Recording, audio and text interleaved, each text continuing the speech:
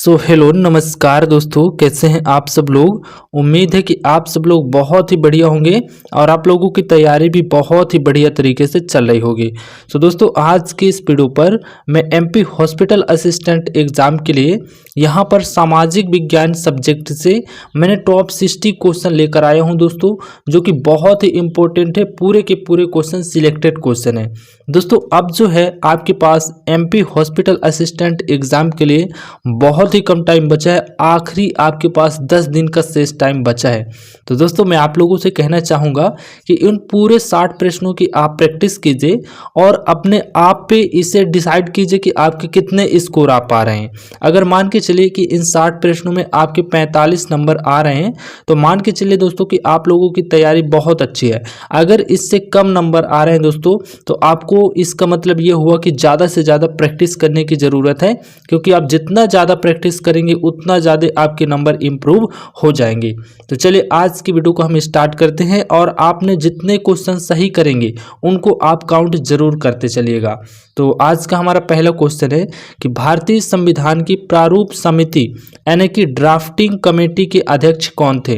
दोस्तों, प्रत्येक क्वेश्चन में मैं आपको 2 सेकंड का टाइम दूंगा ताकि आप अपने तरीके से आंसर को क्लिक कर सके और काउंट भी कर सके। तो यहाँ पर आप काउंट करते चलिएगा। आपका ए नंबर पे दिया है जवाहरलाल नेहरू, बी पर दिया है डॉक्टर भीमराव अंबेडकर, सी पर दिया है सरदार पटेल और डी पर दिया है राजेंद्र प्रसाद। तो बताएं क्या होगा आंसर। तो बिल्कुल दोस्तों, भारतीय संविधान की जो प्रारूप समिति है उसके अध्यक्ष कौन थे। Doctor B.R. Ambedkar, doctor Bhimrao Ambedkar ji. बिल्कुल आपको बी नंबर पे क्लिक करना है, आपका 1 नंबर यहाँ से फिक्स हो जाएगा।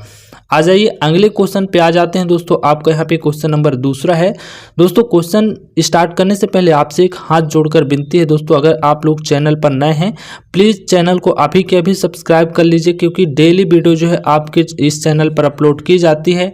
चैनल को सब्सक्राइब किए रहेंगे तो आप तक डेली क्लास पहुँचती रहेगी। अगर वीडियो को लाइक नहीं किए हैं तो हमारे हौसले के लिए एक लाइक कर दें ताकि हम आप तक अच्छे अच्छे कॉन्टेंट पहुँचा सकें। तो दोस्तों, दूसरा क्वेश्चन है कि भारतीय संविधान में मौलिक अधिकार किस देश के संविधान से प्रेरित हैं। ए पर दिया है ब्रिटेन, बी पर दिया है अमेरिका, सी पर दिया है कनाडा और डी पर दिया है रूस। तो सभी लोग बताएं क्या आंसर होगा। तो दोस्तों, मौलिक अधिकार किस देश के संविधान से प्रेरित हैं। आपके बिल्कुल अमेरिका से। ठीक है, बिल्कुल आप लोगों को बी पर क्लिक करना है, आपका जो है अमेरिका सही जवाब होगा।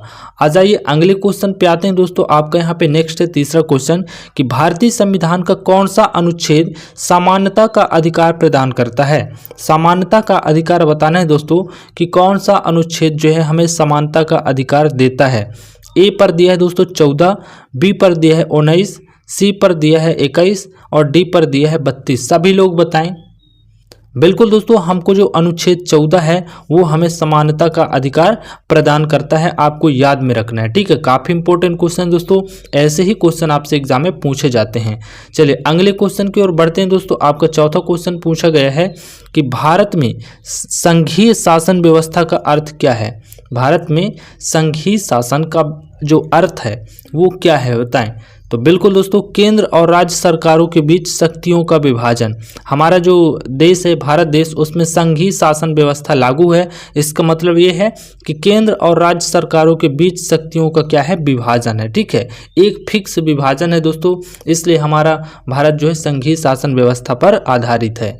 आ जाइए अगले क्वेश्चन पे आते हैं दोस्तों। नेक्स्ट है यहाँ पे 5वां क्वेश्चन आपका पूछा गया है कि भारतीय संविधान में कितनी भाषाओं को मान्यता प्राप्त है।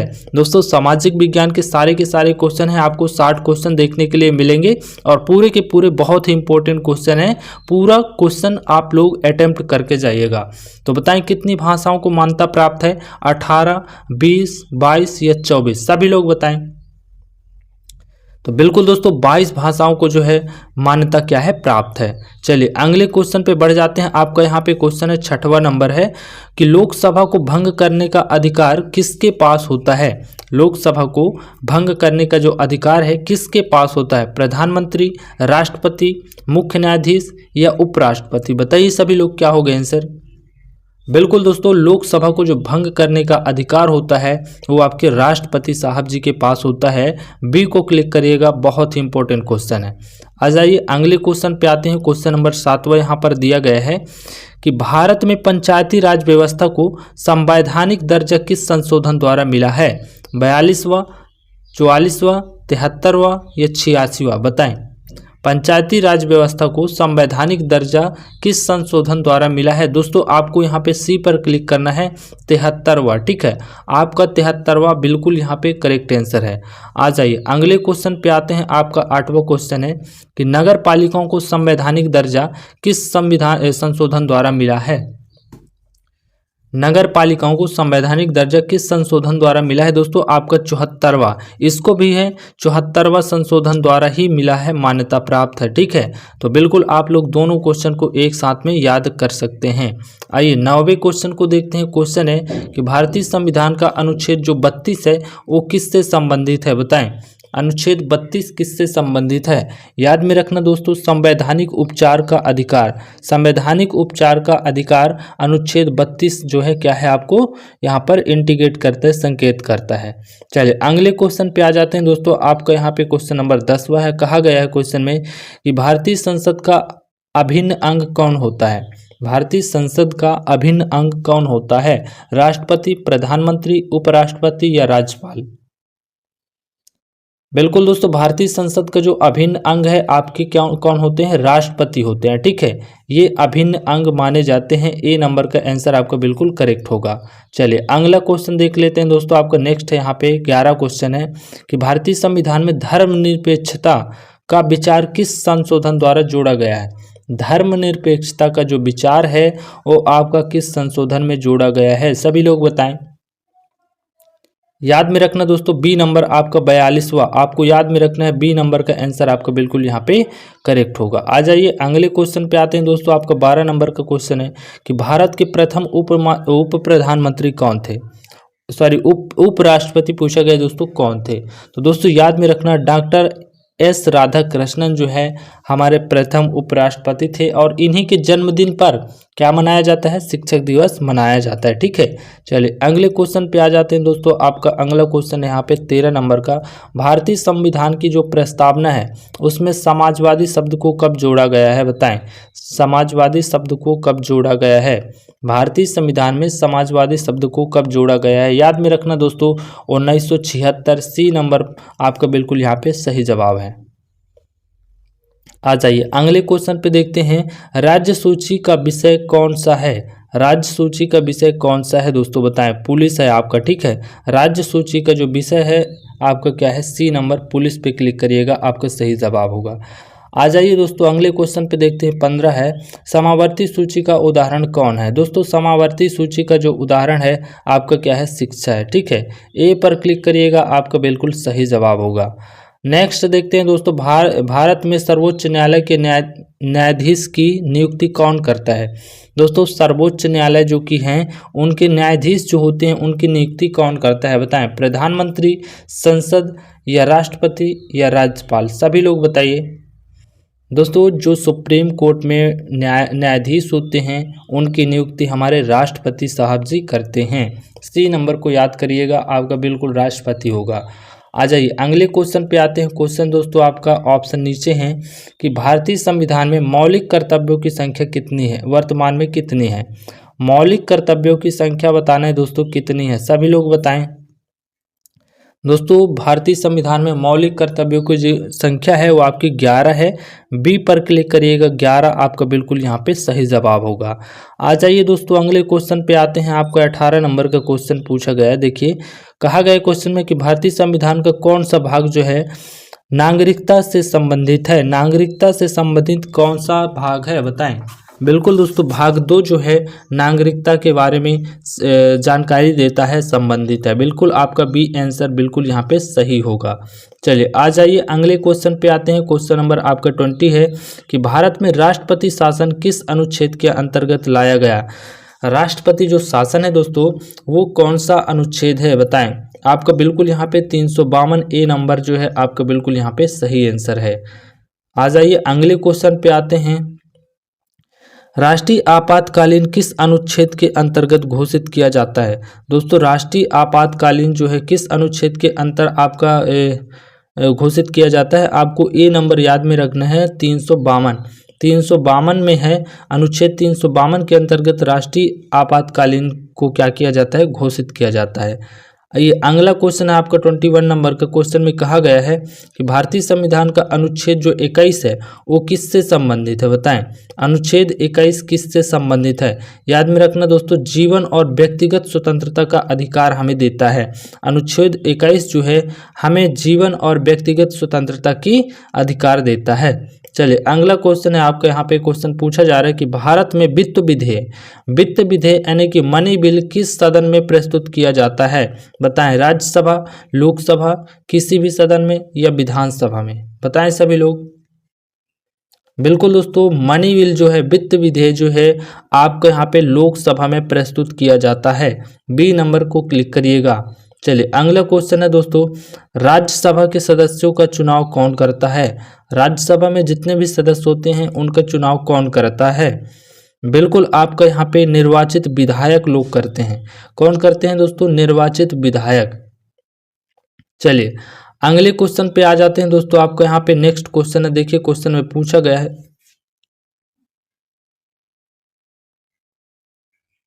क्वेश्चन में आपसे क्या पूछा गया दोस्तों कि भारतीय संविधान में न्यायिक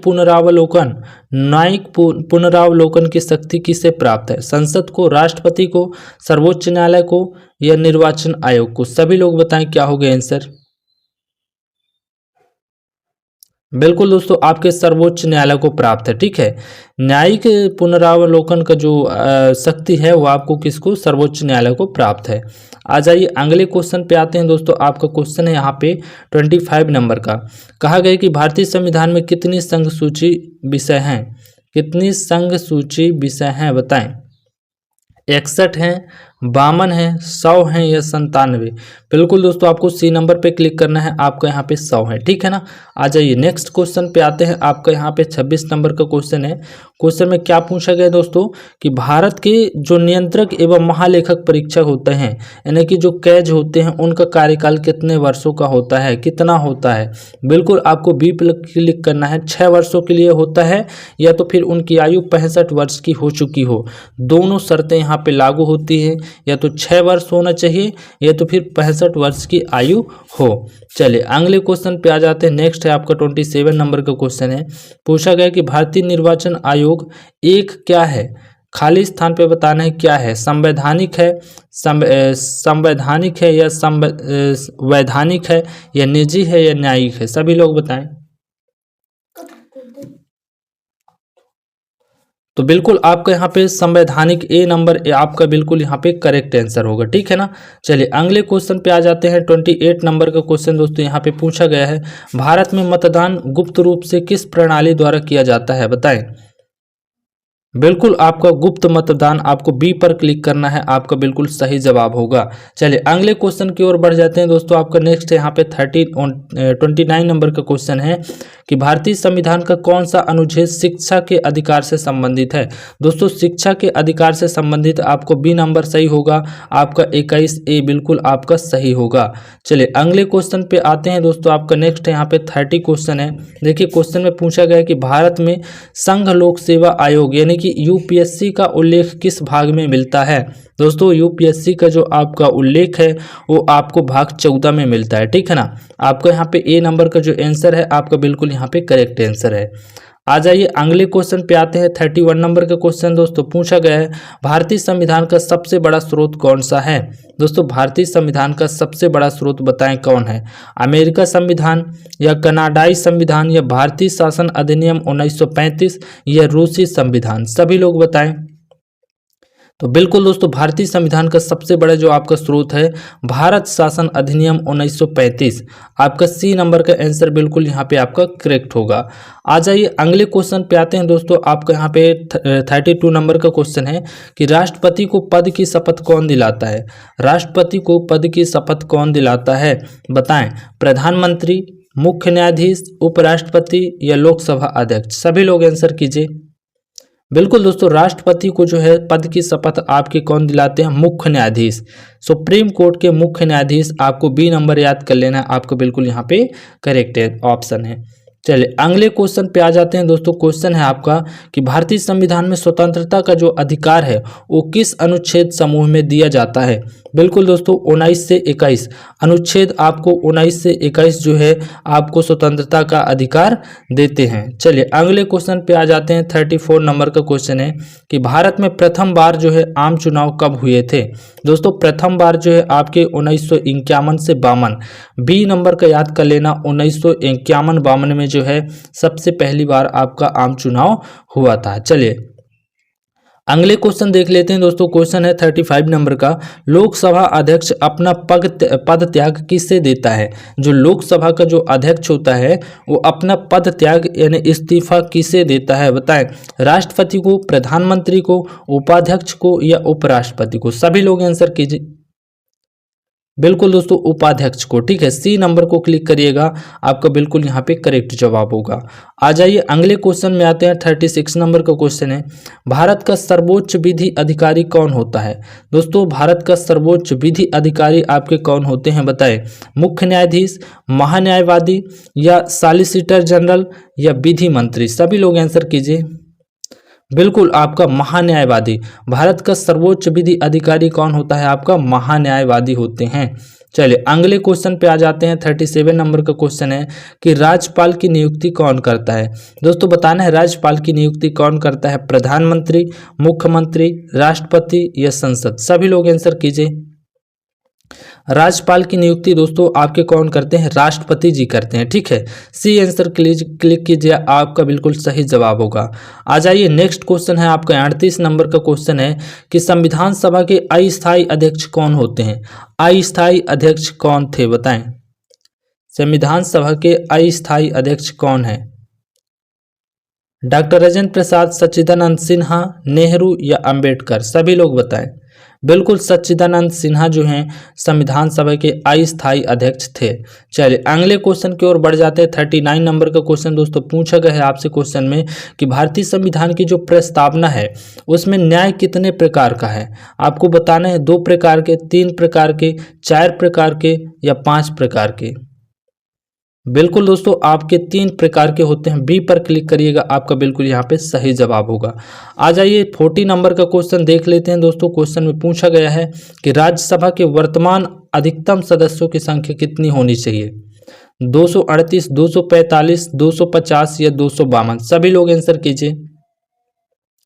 तो राज्यसभा के वर्तमान अधिकतम सदस्यों की संख्या दोस्तों आपकी यहाँ पे 250। बिल्कुल सी पर क्लिक करिएगा, आपका बिल्कुल सही जवाब हो जाएगा। आइए 41 नंबर क्वेश्चन देख लेते हैं। क्वेश्चन है कि संविधान सभा में महिलाओं की संख्या कितनी थी। संविधान सभा में महिलाओं की संख्या कितनी थी बताना है। 10 थी, 12 थी, 15 थी या 18। तो दोस्तों संविधान जब बन रहा था तो उस सभा में महिलाओं की संख्या कितनी थी, आपकी 15 थी। ठीक है ना, सी पर क्लिक करिएगा, आपका बिल्कुल सही जवाब होगा। 42 नंबर का क्वेश्चन देखते हैं दोस्तों, ऑप्शन आपके नीचे हैं। भारत में स्थानीय स्वशासन का जनक किसे कहा जाता है, बताना है किसे कहा जाता है दोस्तों। बिल्कुल आपका यहाँ पे रिपेन, अस्थायी शासन का जो जनक है आपको रिपेन को कहा जाता है। ए पर क्लिक करिएगा, आपका बिल्कुल सही जवाब होगा। चलिए अगला क्वेश्चन देख लेते हैं 43 नंबर का। भारतीय संविधान की आत्मा किसे कहा जाता है। भारतीय संविधान की जो आत्मा है वो किसे कहा जाता है दोस्तों। अनुच्छेद 32 को कहा जाता है। आपको याद में रखना है सी नंबर का आंसर। ठीक है ना, भारतीय संविधान की जो आत्मा है अनुच्छेद 32। ठीक है, चलिए अगले क्वेश्चन पे आ जाते हैं। आपका 44 नंबर का क्वेश्चन है कि संसद के दोनों सदनों की संयुक्त बैठक कौन बुलाता है। संसद में जो आपके राज्यसभा और लोकसभा 2 सदन होते हैं तो उनकी जब संयुक्त बैठक होती है तो कौन उन्हें आह्वान करता है, कौन बुलाता है बताना है। प्रधानमंत्री, राष्ट्रपति, लोकसभा अध्यक्ष या उपराष्ट्रपति। बिल्कुल आप लोगों को दोस्तों राष्ट्रपति पे क्लिक करना है। संयुक्त बैठक कौन बुला सकते हैं, आपके राष्ट्रपति बुला सकते हैं। चलिए अगला क्वेश्चन देख लेते हैं दोस्तों। आपका यहाँ पे 45 नंबर का क्वेश्चन है। भारतीय संविधान में जो मौलिक अधिकार हैं किस भाग में दिए गए हैं। मौलिक अधिकारों को बताना है दोस्तों। हमारे मूल अधिकार जो हैं भाग 3 में दिए हुए हैं। ठीक है, किसमें, भाग 3 में हमारे मूल अधिकार दिए हुए हैं। चलिए अगले क्वेश्चन पे आ जाते हैं। 46 नंबर का क्वेश्चन है, ऑप्शन नीचे हैं। भारतीय संविधान का सबसे छोटा भाग कौन सा है। सबसे छोटा भाग बताना है दोस्तों कौन सा होगा। बिल्कुल आपका यहाँ पे भाग 2। ठीक है ना। बी पर क्लिक करिएगा, सबसे छोटा भाग आपका भाग 2 है। चलिए अगला क्वेश्चन देख लेते हैं 47 नंबर का। भारतीय संविधान के अनुसार भारत का शासन स्वरूप कैसा है? भारत का शासन स्वरूप कैसा है बताएं। राष्ट्रपति शासन है या संसदीय शासन है या राजतंत्र या तानाशाही? बताएं किस प्रकार का शासन हमारे भारत में है? बिल्कुल दोस्तों, संसदीय शासन। आपको बी पर क्लिक कर देना। हमारा जो शासन है भारत सरकार वो कैसी है? संसदीय शासन है। ठीक है, अगले क्वेश्चन पे आते हैं। आपका 48 नंबर का क्वेश्चन है। क्वेश्चन है आपका, राज्य विधान परिषद का सदस्य बनाने की न्यूनतम आयु कितनी है?